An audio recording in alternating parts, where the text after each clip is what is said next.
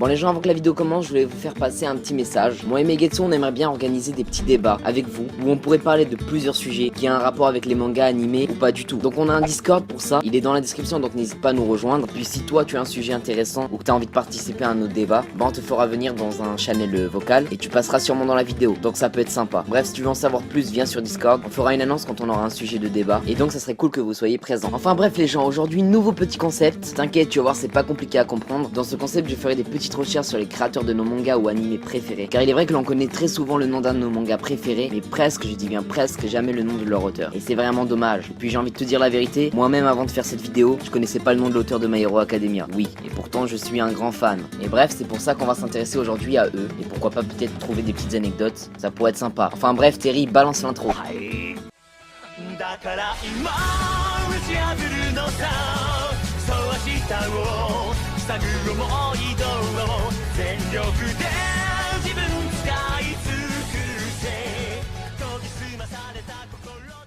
Bon les gens, aujourd'hui on va parler d'un petit génie qui a percé dans le manga game, grâce notamment à un superbe chef-d'œuvre du nom de My Hero Academia. Enfin bref, son auteur, si tu ne le savais pas, s'appelle Horikoshi Kohei. Oui, tu peux admirer ma prononciation qui est superbe. En vrai, j'ai juste la flemme d'utiliser des synthétiseurs pour prononcer des choses que je n'arrive pas à prononcer. Enfin bref, Horikoshi est un mangaka de maintenant 31 ans, qui est né en 1986 dans la préfecture d'Aichi. À 20 ans, il remporte le prestigieux prix Tezuka. Et si tu ne sais pas ce que c'est que le prix Tezuka, bah c'est que déjà t'es un humain mâché par un requin qui a le sida.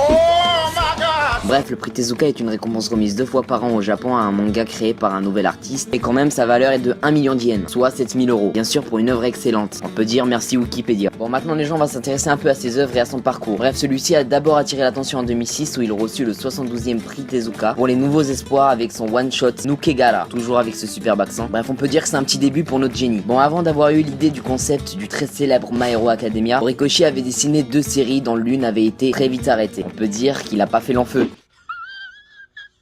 Faut vraiment que j'arrête les blagues de merde moi. Bref, ce malheureux événement l'a un peu beaucoup déprimé, mais heureusement celui-ci n'a rien lâché. Bref, pour créer My Hero Academia, celui-ci a bien eu des petites inspirations, comme les comics par exemple. Horikoshi le dit lui-même, il aime beaucoup le style de dessin des comics qui mettent un accent sur la mise en avant de l'illustration, contrairement au manga qui se concentre plus sur les mouvements et qui donne un petit côté surréaliste, alors que dans les comics, chaque plan ressemble à un tableau, et c'est ça que Horikoshi kiffe. Celui-ci aime tellement ce style de dessin qu'il essaie de l'imiter dans ses mangas, comme par exemple avec les poses sexuelles. Non, juste les poses de type stylé de All Might. Putain, vous avez vraiment l'esprit mal placé. Bon, ici on voit très bien que l'illustration de sa pose a été vraiment travaillée et qu'elle a primé sur le mouvement méga ouf de la mort qui tue.